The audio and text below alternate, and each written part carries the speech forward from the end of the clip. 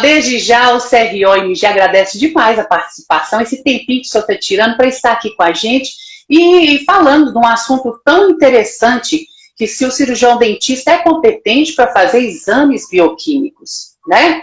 Mas antes da gente começar o nosso bate-papo, eu gostaria que o senhor se apresentasse um pouquinho para a gente.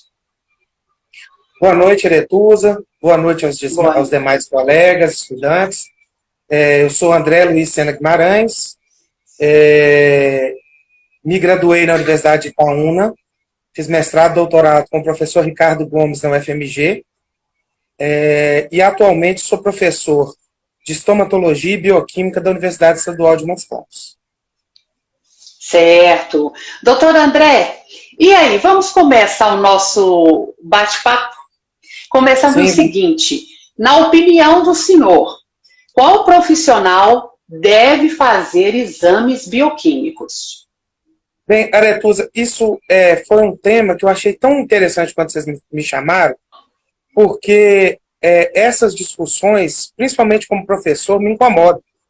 Né? Então, por exemplo, às vezes, nessa história mesmo do diagnóstico do Covid, né, da qual eu estou laudando os exames de RT-PCR, e principalmente na conversa com o doutor Rafael, né, da necessidade do cirurgião dentista laudar em seu consultório, por exemplo, com teste rápido, o Covid, o questionamento de muita gente sobre se nós somos ou não somos capazes, né, e principalmente os exames bioquímicos, eles dependem da sua habilidade durante a formação. Então, na minha cabeça, a gente está partindo para uma discussão, né, não a gente, nós dois aqui hoje, mas a sociedade brasileira está tendo uma discussão tão estranha que é tentar vincular a um diploma uma característica que é inerente a uma pessoa. Então, muitas vezes, um cirurgião dentista não teve a formação adequada para fazer e outro teve. Muitas vezes, um farmacêutico não teve e outro teve. Muitas vezes, um médico teve e outro não teve e outro teve. Então, assim, eu acredito realmente que essas avaliações, elas deviam ser, principalmente, né, os conselhos respectivos, cobrar mais as atuações dos profissionais referentes, e o profissional, eu acredito que muitos de nós temos a capacidade e a humildade para falar isso eu posso, isso eu não posso. O grande problema que eu percebo é que, sabe, parece que você falar eu não posso é um pecado, como se você fosse arriscar tudo, e você falar eu posso, você só pensa em dinheiro. Então, talvez, né, os conselhos deveriam se harmonizar, porque não existe mais, hoje no mundo, quem trabalhe só e com uma profissão exclusiva. Né? O grande sucesso dos professores, os grandes profissionais de sucesso, os grandes trabalhos, as grandes invenções, os grandes comércios, tudo que é vendido é feito por mais de um grupo. Então, não é só engenheiro, não é só médico, não é só dentista, não é só psicólogo, não é nada. A pergunta é, o que você fez na sua vida que lhe capacita a fazer isso? Qual a sua experiência? Eu acho que é uma coisa que me confortou muito, foi o reconhecimento dos meus pares, não cirurgiões dentistas, mas os outros que estavam no laboratório com a gente, né?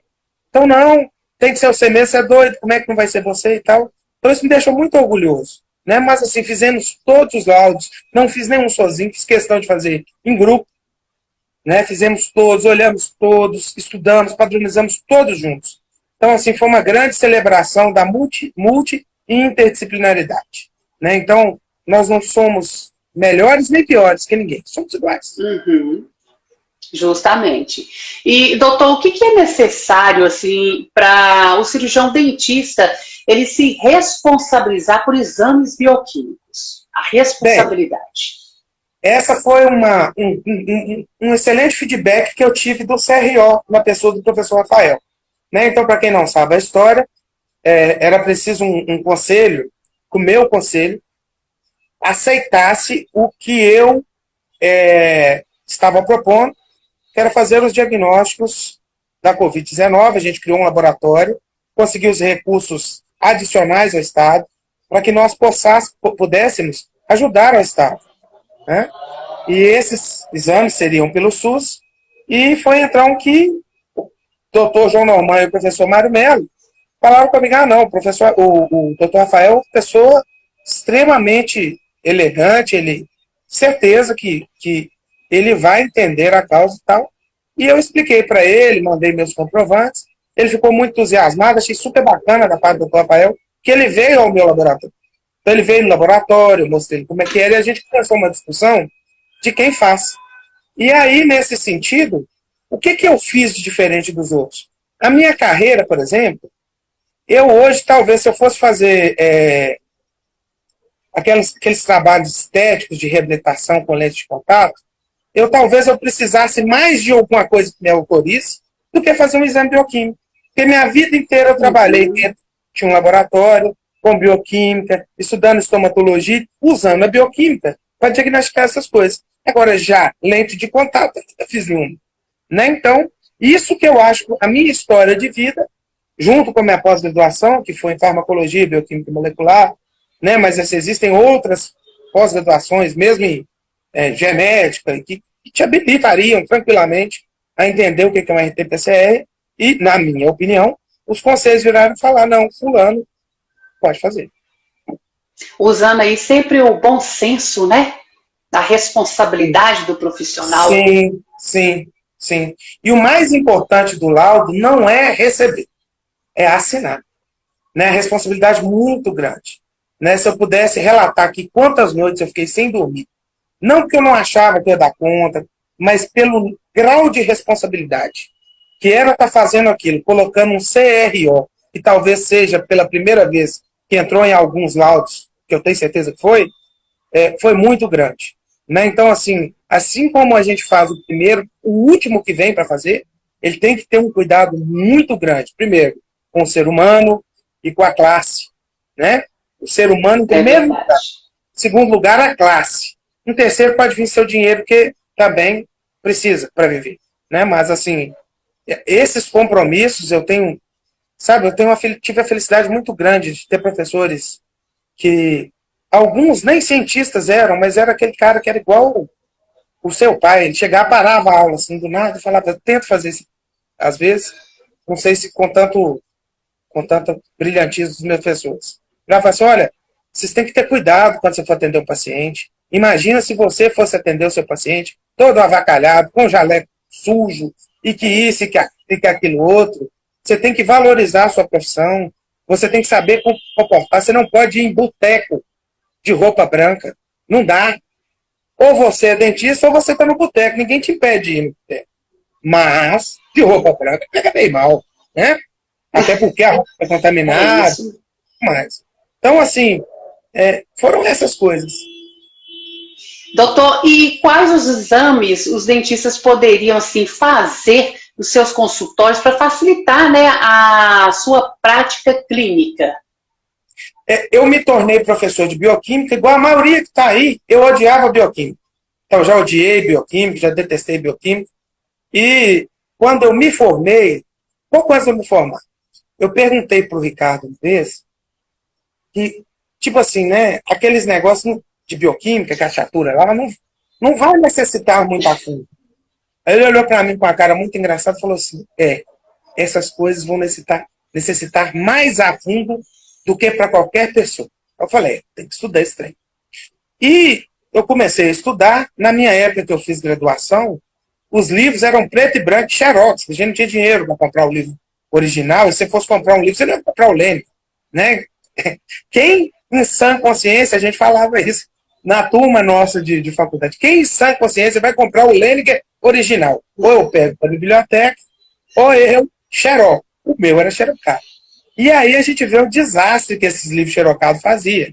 Porque você não enxergava as imagens, você não enxergava nada. E quando eu fui me formando na pós-graduação, começaram a aparecer os vídeos, aí você via a molécula torcendo, distorcendo, um trem encaixando o outro. E aquilo foi tornando, para mim, pelo menos, muito atrativo.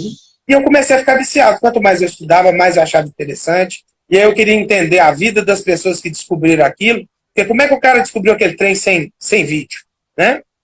E eu acho que tem conseguido. E como eu trabalho com estômago também, eu comecei a ver, por exemplo, muitas questões. Por exemplo, o paciente te diz, eu tenho boca seca. No consultório, você consegue fazer simples e rapidamente, inclusive emitir um laudo, que o paciente ele tem uma hipossalivação, uma hipersalivação, se a saliva dele ela está com densidade maior ou menor, e se ele, por exemplo, está com pH alterado de saliva. Isso é um teste extremamente simples de fazer com os recursos tecnológicos que temos hoje. Uma simples balança, uma balança simples, você vai pegar um copo, vai tarar a balança, vai fazer o exame de cialometria, que é o paciente, primeiro, ele cospe em repouso, sem fazer nada, depois ele cospe mastigando, vai aspirar o volume, para ver quanto foi o volume, e com isso você tem uma avaliação de saliva muito bem feita, né, da qual você pode, às vezes, tirar muitas dúvidas do seu paciente. Nós podemos hoje fazer o próprio teste rápido do Covid-19, foi uma nota recente do CRO, que você vai atender um paciente, o paciente está com sintomas, você está preocupado, e você fez o teste no paciente. Aquele teste custou um recurso, aquele teste custou R$100, R$200. Como o paciente vai levar aquela informação para fora do consultório? Nós vamos jogar o teste no lixo e vai ficar no disse-me-disse? Isso não pode. Se der positivo, tem que ser notificado. Então, o cirurgião dentista pode laudar e, obrigatoriamente, ele tem que notificar a entidade sanitária. Existem os testes para análise de gases, para avaliar a litose, né? E vários outros. Se você tiver um microscópio, até hemograma pode fazer. Né? Alguns você vai ter que treinar mais do que os outros para fazer. Né? Hoje a gente já vê dentista fazendo plasma rico em plaquetas. Né? Então, cada dia que passa, eu percebo que o dentista ele vai ter que estudar mais e mais. Bioquímica e área básica. Porque o que nos demandava de mão está sendo substituído por máquinas. Hoje nós precisamos corrigir as falhas das máquinas. Né? Hoje a gente tem um leque diverso, mas sem dúvida nenhuma. Dentista ainda exige bastante mão. Mas sem mão também você consegue fazer. Está aqui a prova disso. A evolução está aí, né? E exigindo cada vez mais do profissional. Sim, isso mesmo. Então, doutor André, por que poucos dentistas a gente vê aí fazem exame, na sua opinião? Por que ainda são poucos que fazem? Eu acho engraçado. Os dentistas parecem, ou os alunos, começam na academia, que eles não enxergam o potencial que a bioquímica, ou que essa outra área, nos dá. Não sei se porque historicamente nós não cobramos consulta, o que eu sempre escutei enquanto eu estava na faculdade, e é uma prática péssima, ou se às vezes, por falta de costume, nós falamos que vamos cobrar mais caro de um paciente por causa de um material e não por causa do seu tempo, que é a coisa mais preciosa na sua vida, e o dia que você morrer, meu amigo, você não tem mais tempo. Né? Então, o que a gente mais vende, o mais caro, é o tempo. E muitas vezes a gente tenta falar com o paciente, ou alguns tentam falar, que aquilo, o problema todo, é o material. Ah, não, peraí, eu fiz não sei quantos mil cursos para estar aqui, eu perdi não sei quantas horas me dedicando para estar aqui. E, por exemplo, não se enxerga qual o valor, por exemplo, de você atender o seu paciente, porque hoje em dia, os pacientes também têm acesso ao Google. Então, se você der ao seu paciente uma resposta do Google, você estará sendo insuficiente para o paciente, porque aí você já sabe. Então, muitas vezes, você tem que pegar a informação dele, se ele tem uma dúvida de saliva, se ele tem uma dúvida de sangue, e saber propor. Por exemplo, doutor, lá em casa, quantas vezes eu já escutei isso? Lá em casa, todo mundo tem dentes ruins, não tem nada que eu possa fazer para saber se isso é da minha família mesmo. Hoje em dia tem. E tem paciente que tem condição, papai. Né? Olha isso, que bacana. Uhum. Isso você consegue sequenciar o genoma de uma pessoa todo dia. Né? Então, boa parte dos nossos pacientes, às vezes, não tem condição disso, mas você precisa explicar para essa pessoa qual a chance dela ter um problema vinculado à herança de ácidos nucleicos e epigenética e qual a chance daquilo ser um hábito. Né? E o mais fácil da gente tentar trocar, por enquanto, por enquanto, interferir no hábito. E isso, as pessoas às vezes acham que não vai dar tanto retorno financeiro. Né? Então, às vezes, o fato de nossa profissão ainda ser conhecida somente por atuar num consultório fechado, particular, em vez de ter outros consultórios próximos, ou dentro de um hospital, ou dentro de um outro centro, que tem um consultório, que é importante. Mas que a gente saiba trabalhar de outras maneiras. Que nas fábricas que fazem os nossos equipamentos, tem alguma pessoa, algum dentista, que tem a visão de equipamento para poder explicar que aquela caneta, quando cai daquele jeito, ela não pode amassar naquela ponta. Né? Então, esses espaços a gente só vai ocupar o dia que a gente sentar em cadeiras básicas e nos dedicar a eles. Tá certo. E o que o senhor acha aí do dentista usar e laudar o teste rápido em consultório? Acho perfeitamente viável, acho perfeitamente prático, tranquilo de se fazer, não tem problema nenhum. Né? Se a pessoa sentir dificuldade, ela pode se capacitar sem medo nenhum, isso não é nada de outro planeta. Né? Assim como qualquer outra coisa do exame, do mais simples ao mais complexo, só vai exigir um pouquinho de dedicação, ele vai aprender a fazer, vai poder laudar, né? E tem certeza aí que podemos contar com o nosso CRO e CFO para justificar a atitude dos colegas e também entender os outros, né? Às vezes ele vai falar assim, meu laudo foi assinado por outro profissional que não um dentista. Não é problema. Né? O laudo, o serviço está sendo bem feito, está vindo. Então, o que vem depois do CR... Na sua opinião, doutor, existe assim alguma forma do CFO melhorar essas questões? Como que o senhor vê? Na minha opinião, eu acho que tem sim. Eu acho que nós perdemos uma coisa especificamente que eu digo em relação à medicina, que é a medicina tem e eu acho bacana. Medicina tem uns negócios que chama prova de título. Essa prova de título, você se inscreve, comprova que você acompanhou o serviço determinado tempo, e conforme for sua nota, sua prova, você consegue uma habilitação ou uma outra coisa que se faz necessário. Eu percebo que a odontologia pode ter, sim, prova de título. Essa prova de título pode ser teórica e prática, sem problema nenhum. E que isso seria uma coisa muito interessante. Ou, às vezes, até nós crescemos o número de especialidades. E muitas coisas dentro dessas especialidades, elas acabam ficando meio perdidas. Por exemplo, a patologia oral, ela deveria encampar a parte da bioquímica. Mas boa parte dos patologistas, pelo menos que eu conheço, eles se atêm a laudo histológico. Né? Ou não deu tempo de enveredar para outras coisas, ou às vezes é difícil você ver um profissional que consiga fazer 3, 4 coisas ao mesmo tempo. Então, valeria a pena se pensar numa forma de prova de título, de revisão de currículo, de análise de coisa, para quê? Para chegar a determinada pessoa e falar assim, fulano está habilitado a fazer isso aqui. E fulano não. Né? Se fosse o caso de regulamentar melhor e tal, até para a própria, como eu digo, para a própria tranquilidade do CRO, né? Para a gente não correr risco de, às vezes, alguém atrapalhar o trabalho de uma classe inteira.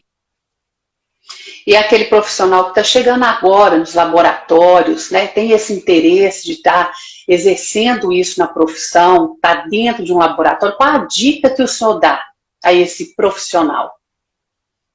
A primeira coisa é o seguinte, procure alguém que está fazendo o que você queria fazer ou próximo do que você sonha em fazer. Esse alguém, ou concurso, ou com alguma coisa, troca com ele uma ideia primeiro, com o colega, para ver se aquilo é seu sonho mesmo. Primeira coisa é identificar se aquilo é seu sonho. Né? Não acredite em fábrica de dinheiro, porque as que tem, tirando as casas das moedas, são fábrica de dinheiro falso. Então, fábrica de dinheiro é dedicação. Normalmente ela vem depois de um bom serviço. Normalmente você consegue. né? Além desse bom serviço, hoje em dia ainda é cobrado algumas coisas a mais, como, por exemplo, capacidade de relacionamento interpessoal, inteligência emocional e mais algumas outras coisas. Mas, com esses 2 pontos, você vai fazer a terceira coisa, que é se qualificar. Estudar, treinar, fazer. É como se fosse fazer uma. Tem gente que não treina muito, mas eu conheço muitos colegas que treinam ainda hoje manequim. Então tem que treinar, gente, é treino.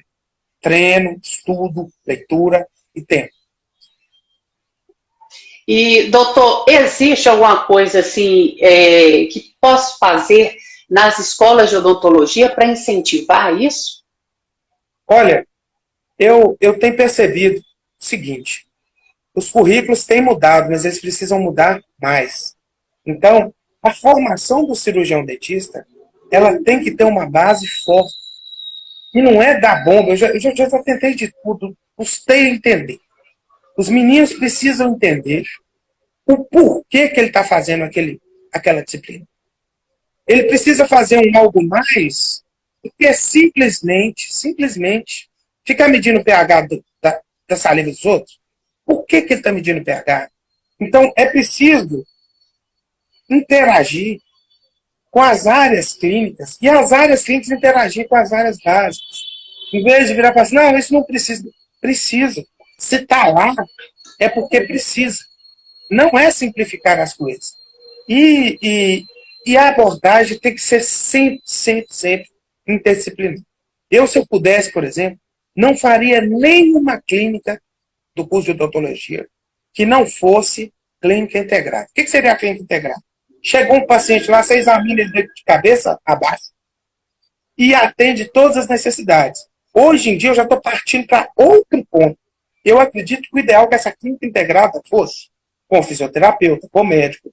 Né? Então, no caso nosso da estômago, é muito importante estar em contato direto com cabeça e pescoço, que é quem vai tratar o paciente no final das contas, quando a neoplasia é maligna. Né?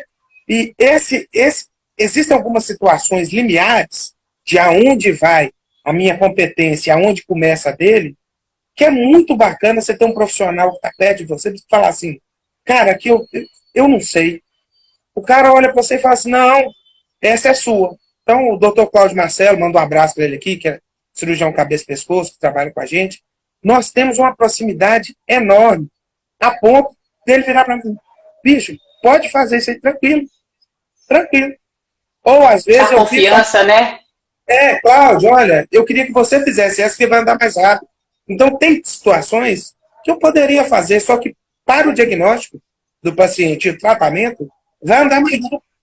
Então, não interessa eu fazer ou ele fazer, o que interessa é o paciente ser tratado rápido e ter uma sobrevida melhor. E esse conceito tem que ser reforçado. O conceito de ética profissional, valor humano tem que ser reforçado nas escolas. Os alunos de odontologia precisam aprender cálculo 1, cálculo 2 e cálculo 3.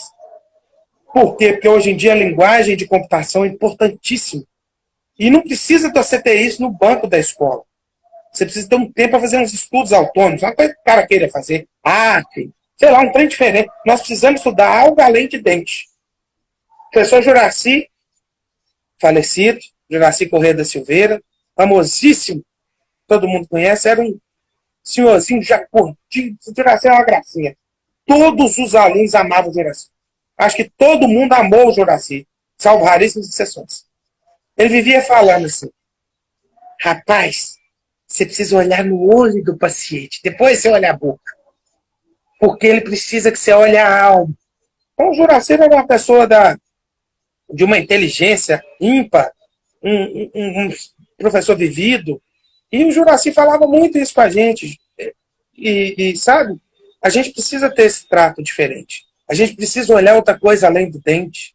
Né? Então, quando nós estamos falando aqui hoje, tem gente estudando, por exemplo, com cálculo matemático, por que tumor de glândula é benigno, qual a diferença do benigno e maligno. E aí você vai ler o trabalho, você sabe por que é um cálculo matemático. Você precisa entender. E hoje em dia tem umas ferramentas, por exemplo, o Khan Academy, tem lá todas essas matérias que eu falei. Vai botar na sua mão e fazer. Você vai aprender. Desde que você treine. Né? Então justamente. Doutor, e faz um apanhado para a gente desse trabalho tão bacana que vocês estão desenvolvendo aí na região norte mineira, né, para a realização de testes da Covid-19. Bem, então nós temos basicamente 3 tipos de testes, sendo 2 iguais e um pouco diferente da Covid. Então, ou a gente faz o real-time PCR, que é o que a gente está fazendo, ou você faz o sorológico, que pode ser o teste rápido, ou pode ser o ELISA. O teste rápido dá muito falso positivo, e o ELISA detecta só a presença do anticorpo. O nosso detecta o quê? Detecta o material genético do vírus. A gente pega a amostra, purifica o RNA, a gente conseguiu uma doação de um robô agora para ajudar nesse processo. Então, a gente começou com a expectativa de fazer 150 por semana, pulamos para 200 por semana, e hoje estamos fazendo 450 testes por semana. Esses E é 450 gratuito, né, doutor? pelo SUS. Todos pelo SUS. Esses 450 testes são laudados no dia, são raríssimas exceções. Que atrasou a ficha, não vê alguma coisa assim, tal, são laudados no dia. Nós batemos o último recorde, que foi 120 amostras em 8 horas. Tá? 5 minutos é alguma coisa. Né? Então, assim, nós fomos treinando, tivemos o apoio da Novo Nordisk para tentar fazer a gente enxergar aquele processo como uma empresa.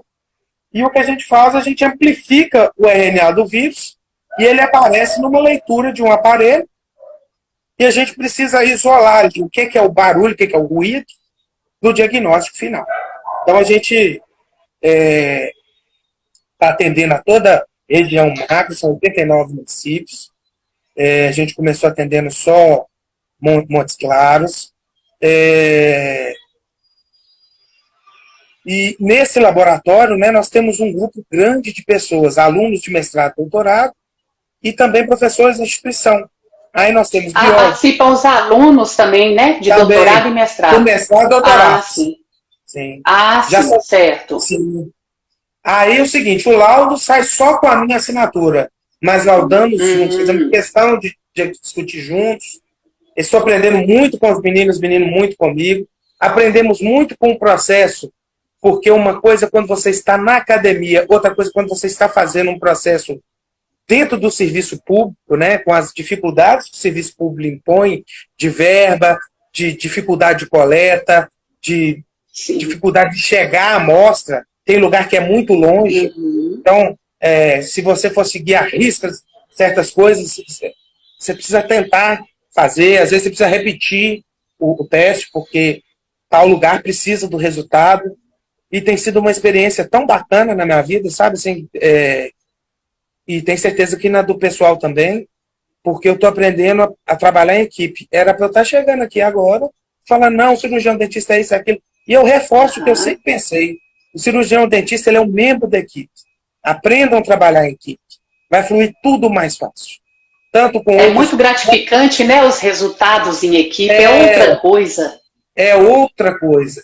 Por exemplo, eu tenho um projeto de extensão lá no Hospital Dilson Godinho, mando um abraço grande para o pessoal do Dilson. E minha primeira experiência foi no mestrado. O professor Ricardo me possibilitou fazer atendimento de paciente transplantado. Quando eu cheguei aqui, eu já fui procurar logo um lugar para eu tentar me inserir e acabei conseguindo essa parceria com o Hospital Dilson Godinho. E lá a gente tem um contato com os médicos surreal. É surreal. Então, por exemplo, é de eu ligar para as pessoas me ligarem, de algum funcionário do hospital ligar e falar assim, olha, fulano de tal não tem câncer, mas está com muita dor na boca, tem como fazer o laser? Entendeu? Então, assim, é um respeito e é uma consideração e um carinho que para mim faz diferença, e acho que para eles também, que a gente tem uns com os outros, e quem beneficia disso tudo é quem? O paciente. Né? Então, é o paciente, justamente. Sai melhor, o nosso também. Né? Lá é um hospital que mais atende SUS aqui na região. Né? Os pacientes são carentes, e nós temos alunos fazendo mestrado e doutorado, tentando melhorar cada dia a vida dos pacientes. E é tão bacana você ver o paciente se sentir assim, ó, cheguei no SUS e fui tão bem tratado, né? Porque é isso que a gente quer. A gente quer que a pessoa chegue dentro de uma universidade e tenha um tratamento classe A. ele chegue dentro do SUS, ele tem um tratamento classe A. Porque o que vale no tratamento não é o dinheiro. Você não pode tratar a pessoa pior porque ela não está te pagando a mais. O que vale no tratamento é como tratar a pessoa. Ele é um ser humano. Ele precisa ser tratado com a mesma dignidade. Né? E os grandes profissionais que eu conheço, todos são assim. Se ele tiver de atender, ele vai atender do mesmo jeito. O que o consultório dá para quem tem um pouco mais de condição, ou para quem tem muita condição, é uma visão melhor, é um conforto melhor, é uma privacidade maior, é, às vezes, um horário mais garantido, um horário fora do horário, o dia, a hora que você quer, né? Mas se eu falasse com uma pessoa, eu fico pensando isso todo dia, não, lá na universidade eu te trato assim, mas se você me pagar tanto, eu te trato assado.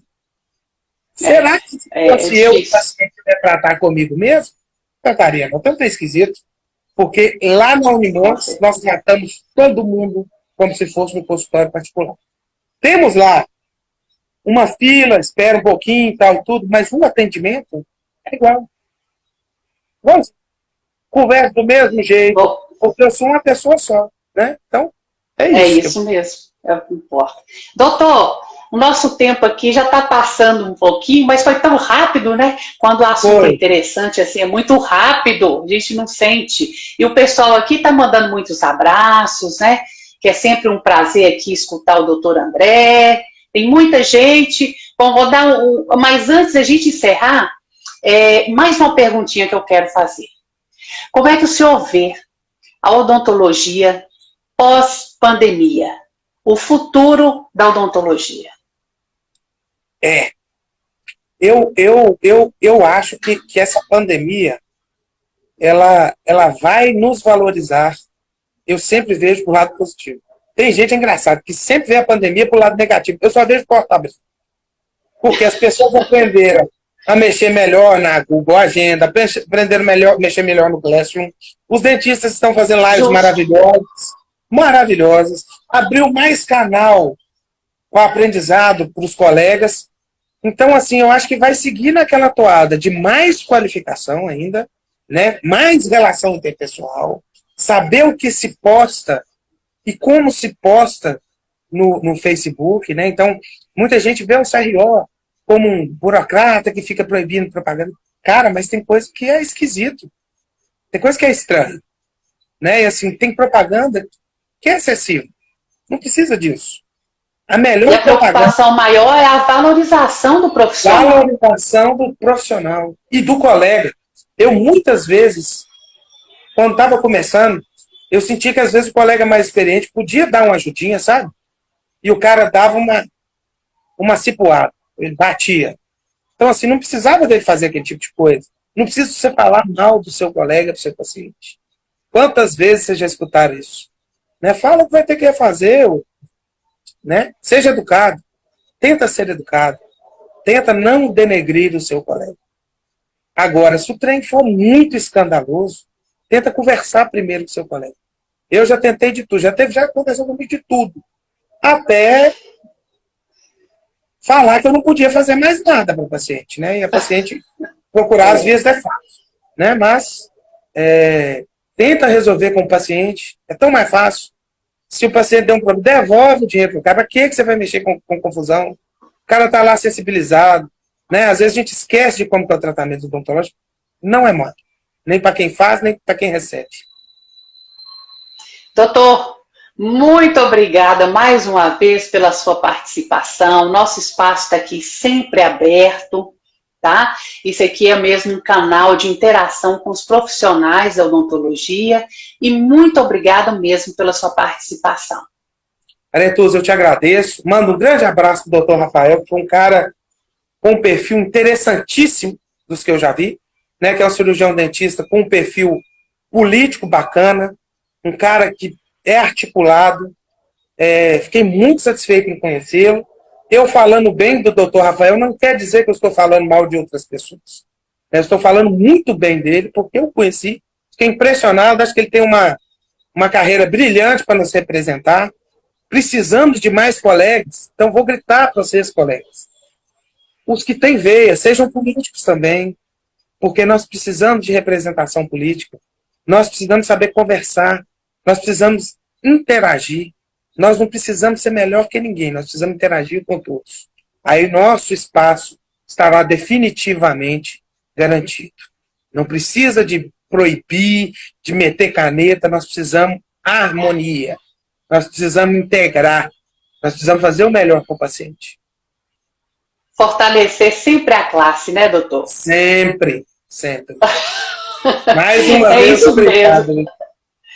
Nós é que agradecemos. Uma boa noite, viu? E a nossa live vai estar salva. Quem entrou aí depois, né, e não conseguiu ver toda a live, vai estar salva no nosso Instagram. Tá? Só lembrando aqui, ei Joyce, Tainá, tudo bem? A Joyce foi aluna também do Ricardo. Fomos lá para a ACR, lá na Filadélfia, fazer um congresso. E é uma garota de futuro, mas essa fica mais em consultório que eu. Isso aí, doutor. Obrigadão. Um abraço. Tchau. Tchau.